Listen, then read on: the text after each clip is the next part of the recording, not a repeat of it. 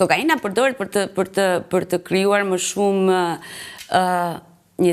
është një treg për të krijuar më shumë connected, në kuptimin në mbrëmje të caktuar afro, po jo të jetë treg, sigurisht që tregu, sepse kushton, nuk është një gjë që nuk kushton, që mund ta blejë çdo i ri edhe çdo kush kollaj.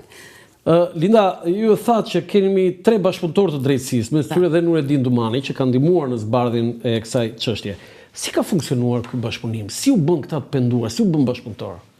Sepse i bie tani që kur ka një grup kriminal, drejtësia piketon dhe synon dhe përpiqet që të bëj bashkëpunëtor të drejtësisë. Si funksionon kjo? Domethënë, nëse do rikthehemi kohës, Dumani u arrestuar rastësisht, të themi, në kuadër të operacioneve ose të sulmeve që policia kishte për Elbasanin. Sigurisht si funksionon? Funksionon në sistemin juridik dhe procedural, është që prokuroria i garanton personazhit mbrojtje. Atij dhe familjes së tij, në këmbim të dhënies informacioneve të sakta për... Ato janë prova? Jo, nuk janë gjithmonë prova. Domethënë, prova jo në aspektin juridik. Janë dëshmi, të cilën ndihmojnë... Sepse ishin nga brenda, ka qenë pjesë. Po, pra ndihmojnë, për shembull, në rastin konkret, dëshmia kryesore e zotit Edumanit vlente në 2 aspekte kryesore. Që ka ndihmuar drejtësinë në dekriptimin apo në identifikimin e kodeve të mesazheve. Kjo është ndihma kryesore dhe më pas ka shpjeguar ku janë bizneset, ku janë lidhjet, por që gjithmonë këto prova këtu duhet merren si indicie për prokurorin. Dhe në rastin konkret... Kjo që thëmë për s'ka jetësisoj, që duhet gjithmonë disa. Duhen disa. Pra, dëshmia kryesore te komunikimet, nuk e di sa ju jeni familjar në komunikimet Skype. Pra, ekziston... Si janë familjar fare.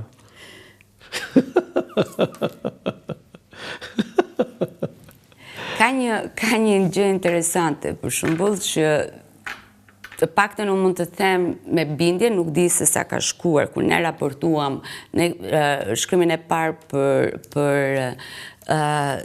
komunikimet Sky kemi bërë në shtator të 2024. Në shtator të 2024 të mund të them me bindje absolute që organet ligjzbatuese franceze kishin arritur të dekriptonin vetëm 15% të gjithë komunikimeve të cilët janë... 15%?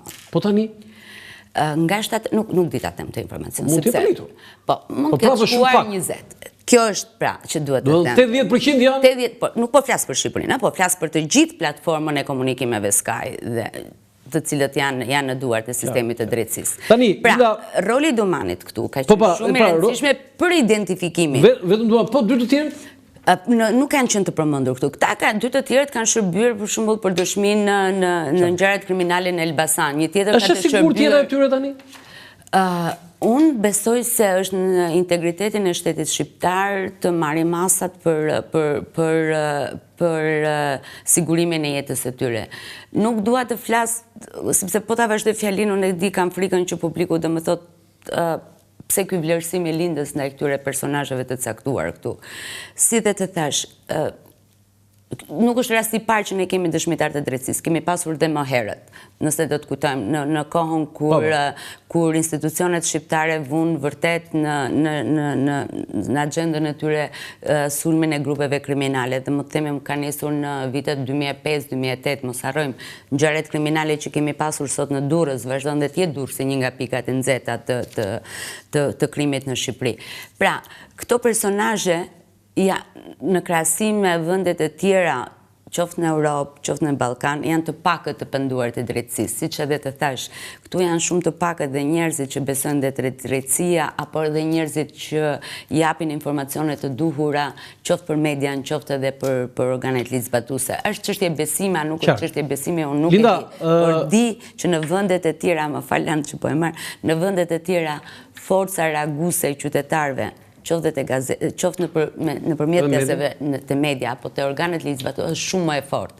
Pra, këta të penduar të drejtësisë, kushdo që ka punuar me ta dhe ka arritur të bindi, përveç garancive që ja një ligji, por ja ka arritur të bindi të flasin për prokurorët, Mendoj se meriton një Linda, bravo. prokurori Vladimir Mara në konferencën për shtyp tha se ky grup kriminal kishte edhe 3 nëndarje, që nisi me trafikun e drogës, përfundoi me pastrimin parave, pra një lloj strukture. Dhe për të parë del grupi kriminal shqiptar me një, po themi, strukturë jo të qartë, të tipit të organizatave mafioze, siç ka Cosa Nostra që ka ato piramidën e saj kryetare e ato nëndarjet, por gjithsesi ka një ndarje. Pse nuk quhet organizatë mafioze, po quhet organizatë kriminale? Sepse në të gjitha rastet që unë kam lexuar, ndoshta po e kthedhinje prapë te karakteristikat e shqiptarëve. Shqiptarët nuk janë në natyrën e tyre që këtu është dhe kemi që janë njerëz që binden dhe njerëz që marrin urdhra. Do japin urdhra. Që marrin urdhra. E pra nuk, do të thënë ata nuk marrin urdhra, po japin urdhra. Po. Dhe për shkakun po e lidh me karakteristikën që nuk janë të bindur, grupet shqiptare janë gjithmonë, ne kemi celula, kemi grupe shqiptare që ndërveprojnë me njëri tjetrin. Po, që krijojnë favore palës. Kemi raste në qoftë se ne do të thjesht të kthehemi pak ngjarjeve kriminale të Shkodrës me ato të Elbasanit. Hetimet tregojnë që grupet kriminale të Shkodrës kryenin vrasje në emër të grupeve në Elbasan apo ndërsjelltas. Pra, ne nuk kemi një strukturë siç ndodh në të gjitha vendet, edhe në paktën me një orientimet që kam me grupet kriminale në Serbi, po marrë si shembull, aty ka një strukturë, është dikush që drejton. Ndërsa në Shqipëri, jo, po të marrim për shembull prapë i kthemi skajt. Në qoftë se në vendet e tjera të Ballkanit kanë qenë, të themi vetëm në Serbi ka qenë vetëm një distributor që shpëndante telefonat Sky. Në Shqipëri të garantoj kanë qenë mbi 10. Po sindromi i kafes së lagjes pra, që hapi pari kafe, të hapën dhe 20 tjerë kafe pra. Dhe kjo është arsyeja pse ne nuk kemi një strukturë klasike. Dhe ne nuk mund të themi dot tani. Nëse më thua mua ky vis poja, si do që të quhet, është më rëndësishmi se ata të Shkodrës aty, kam frikën se ata të Shkodrës më çfarë po thot ky, do ofendohet. Linda, pastrimi parave është pjesa fundore e një aktiviteti kriminal. Është suksesi. Po, sa aty është pasaj. Sa është përqindja e parave që pastrohen, parave të pisa që pastrohen në Shqipëri, po kryesisht në sektorin e ndërtimit, sepse sektori i ndërtimit ka pësuar hovë në vitet e fundit. Atëherë edhe një prapë si përqindje nuk flas dot, sepse ne kemi raporte të institucioneve që janë të detyruara të bëjnë raportet. Nuk çuditërisht vetëm në Shqipëri nuk dalin raportet, ka indicet, po unë po të them rastin e fundit që ne shtek ne kemi sapo publikuam një histori në lidhje me ndërtesën që është në qendër të Tiranës të ish ekspozitës. Dhe besoj se unë jam shumë e sigurt që ti e mban mend sepse ke lexuar librin Kurbani. Dhe vetë kryeministri i vendit ton ka një pasazh shumë interesante. Jetonte asë koha aty. Ishte koha kur ekspozita posedoi nga Top Channel dhe qeveria e së kohë që ishte e Berishës nëpërmjet të themi biznesmenëve të ndryshëm kërkonte të bënte një leje zhvillimore. Dhe kryeministri i vendit aktualisht ka 2 faqe që ja përshkruan pikërisht. E nis me këneta, e nis me kuak, edhe thot që ndihet i turpëruar nga qytetarët e këtij vendit këtu, sepse ai nuk i dha dot një zgjidhje asaj kohe ku ishte kryetar bashkie. Madje e bëi edhe Kasandër, sepse paralajmëronte që këtë ndërtesën këtu do ta bëj njerëz të cilët do kenë përfitime të shumëfishta. Dhe hetimi çfarë rezultoi pash të gjitha dokumentat ligjore të dosjes me Top Channel dhe një media nga më seriozet që ne kemi në vend në asaj kohe, ka qenë avangard e medias në Shqipëri, e humbi gjyqin sepse kishte të bënte me ministrinë, me institucionet, dhe çuditërisht po prap kryeministri që asaj kohe banonte në atë lagje aty dhe fliste për guak-guakët e biznesit, miraton këtë leje. Dhe ku t'ja jep? Ja jep një kompanie, Victoria Constructions, për të tuar mos gaboj është 34 kate, ka dhe ca kate nën tokë. Dhe quan si qendra që do sjellin një risi në zhvillimin estetik të Tiranës. Projekti ishte vetëm ajo sa ne mundëm të siguronim vetëm 12 faqe. Kompania nuk ishte, të paktën në rekordet e veta, asnjë rast të ngjashëm zhvillimi. Pra siguri një herë në radhë të parë. Si mund t'ja jap, unë nuk di të shkojmë në Itali, të shkojmë në një vend ku ndërtojnë kullat. Një kompani që nuk ka në rekordet e veta garancinë që mund të ndërtoj kullat të larta dhe të sigurta, nuk e di. Më pas shohim që kompania injektohej para se sa të jepi leja ndërtimit. Shikon që personin, djali, të paktën vetë hetimet e prokurisë, djali i personit të cilët zotron kompaninë, akuzohet nga prokuria e posaçme si një nga kokat kryesore që është në gjendje të menaxhojë sasi të konsiderueshme të trafikut të lëndëve narkotike, sërish nga vendi prodhues në vendet e Europës. Dhe çuditërisht kjo prona këtu vazhdon, sado që prokuria e posaçme thotë që është çështja në hetim, vetëm në një bisedë që ka patur mes palëve për çështjen konkrete, prokuria ka shkuar dhe ka sekuestruar ca asete. Për fat të keq, ndërtimi, të gjitha raportet të institucioneve legjizlatuese thonë që ndërtimi është mënyra të cilët injektohen parat. Jemi marrë gjatë se OCCRP edhe sa i përket kompanive offshore. Nëse të kujtohet, Panama Papers. Biznesmenët që kam pasur mundësinë të shoh dokumentat aty.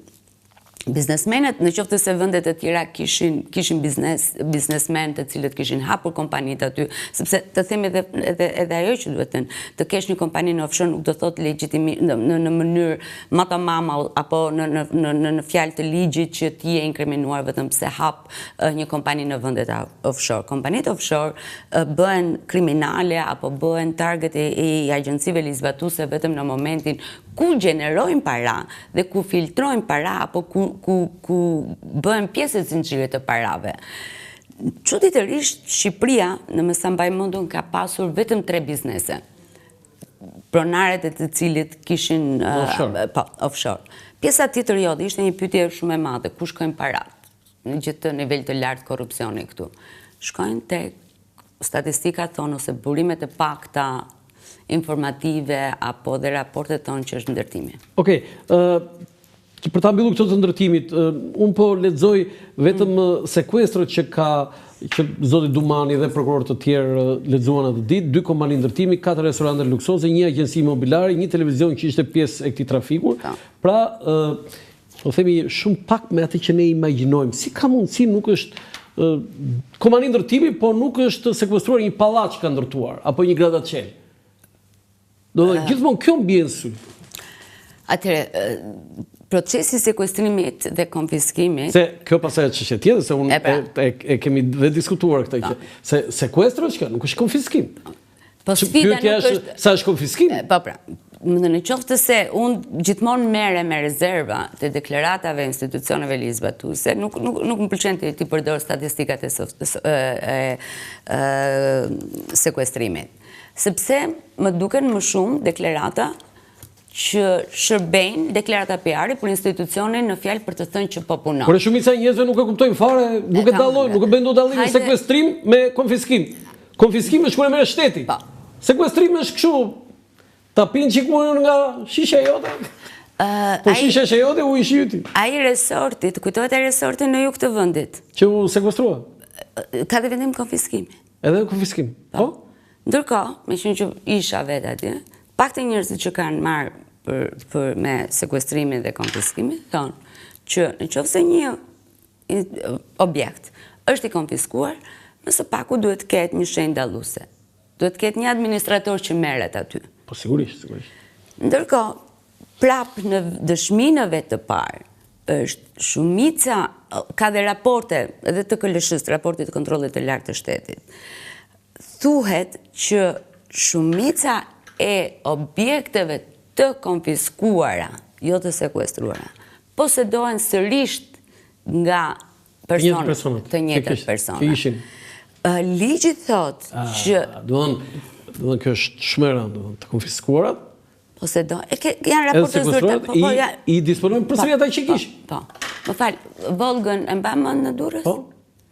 Sipas policisë ose jo sipas vendim gjykatës, personet të cilët e ka poseduar këtë pronë është nëpërmjet dhunimit, nëpërmjet mashtrimit apo nëpërmjet falsifikimit të dokumentave.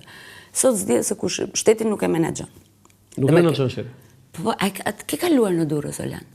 A ke parë që është një nga, domethënë, po ta lexojmë historinë, ish Hotel Mestico ka qenë një nga hotelet më të bukur të Durrësit. Po të Shqipërisë fare. Ose edhe të Shqipërisë në këtë vit. Po degradon, po rënohet. Pse? Sepse shteti nuk po merret me ato. Shteti nuk është marrë asnjë ditë. Tani më ngasoj diçka për këtë te Luis Martine. Çfarë të dhënë kemi? Zyrtarisht vazhdon të jetë person i humbur. Po ti si ke informacion? Jo, unë s'kam burime, Lënd.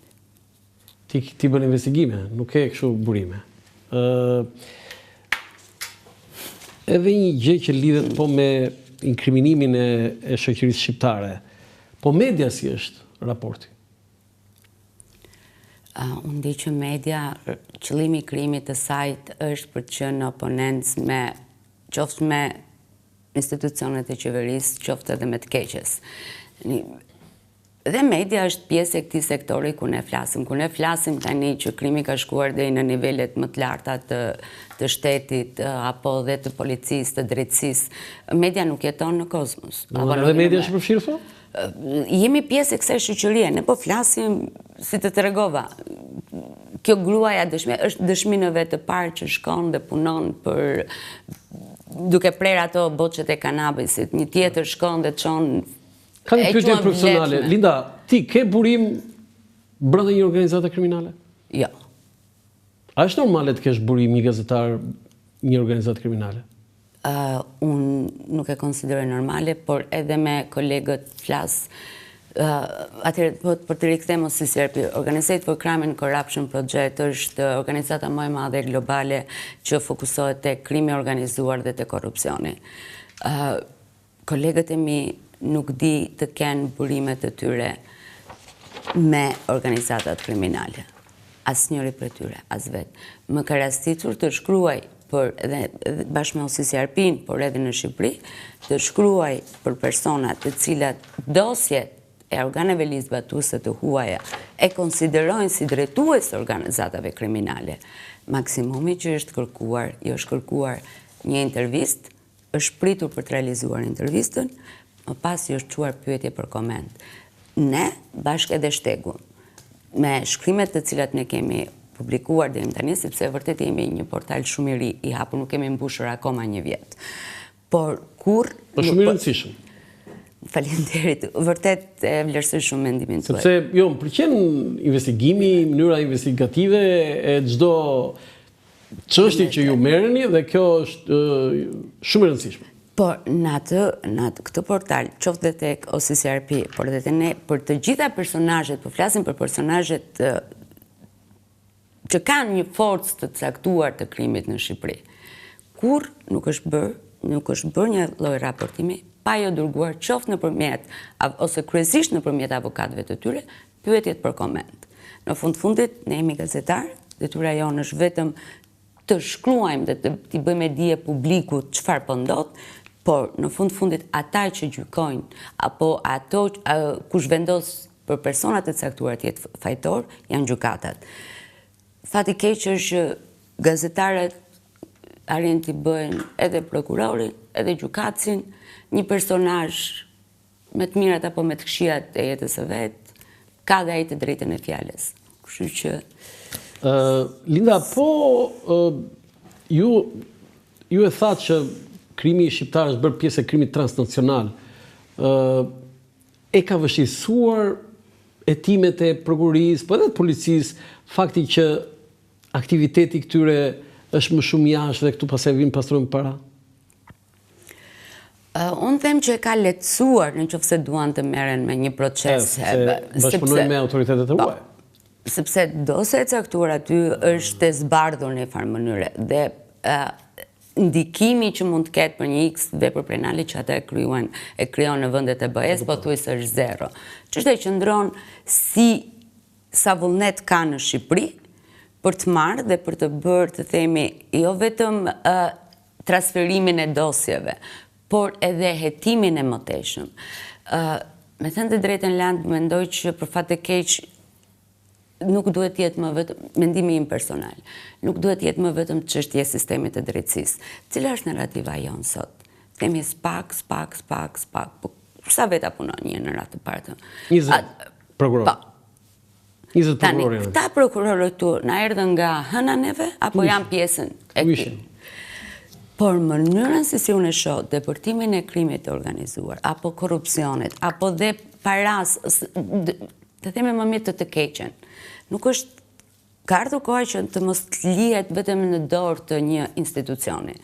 Ai ka anën procedurale, që mundet vetëm thjesht të dokumentoj prova dhe ta çojë në drejtësi. Po kush duhet bëjmë? Duhet jetë shoqëria, duhet jenë ne gazetarët të cilët flasin. Ka njerëz që flasin, thjesht janë të trombur. Thjesht e keqja thash ka marrë zë, e keqja u lëret në këtë vend. Edhe njerë, siç thash, kjo e keqë ky krimi këtu u lëret dhe në Europë. Për këtë arsye, në gjykimin tim, këtë e kam bindje, realisht, nuk e kam gjykim. Arrestuar më shumë shqiptarë se sa vendet personazhe të tjera të botës së krimit. Realisht, grupet kriminale, të themi, serbe, apo dhe kroate, apo dhe malazeze, ka pasur mes grupeve, ka pasur vërtet, ne flasim për shembull për plasje mes grupeve, por mes grupeve malazeze, kroate dhe serbe ka pas luftë, po të themi në kuptimin e mirë të fjalës të luftë. Shqiptarët nuk i kanë këtë lloj konfliktet, të themi në kaq të egra për territor, sepse jemi dhe territor i vogël në fakt. Por jemi edhe persona që njihemi. Personi është njipi me filanin dhe ka filanin dhe për këtë arsye thash është ndarë torta. Shqiptarët preferojnë të ndajnë tortat. Në momentet ku ka përplasje është vetëm në një moment shumë të fortë dhe pastaj prap gjendet. Se është ulur numri vrasjeve atëherë kur është rritur krimi organizuar? Sepse si të thash gjejnë gjuhën e komunikimit. Duan qetësinë. Duan qetësinë. Domethënë ndërkohë që në bandat e tjera, po të themi, ose në Europë, për shumë njihet është një bandë e madhe që njih banda e ciganëve. Në kuptimin s'ka të krahasuar me dhunën, me krimin, me pushtetin, me shqiptarët. Për mua shqiptarët vetëm thjesht bërtasin.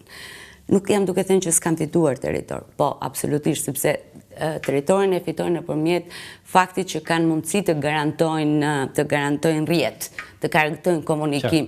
Një shqiptar i Italisë me 2 telefonata mund gjej një 5 të njohur brenda në portet kryesore të Gjermanisë.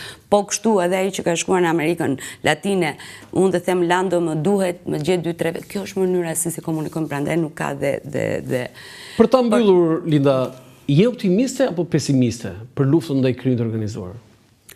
Jam optimiste për sa i përket punës së bërë nga institucionet ligjzbatuese, jam shumë optimiste kushdo që të jetë në krye të spakut do ta vazhdoj këtë luftë, sepse si dhe të thash janë po e qoj nga shtatori deri tani në dijenim, po e themi by default, 1% prej 5% po e qojmë në 20, por ka një sasi shumë të madhe të komunikimeve të botës së krimit, ku tregon mënyrën si lidhen marrëdhëniet e krimit, aktivitetet e tyre kriminale. Ka politikanë aty?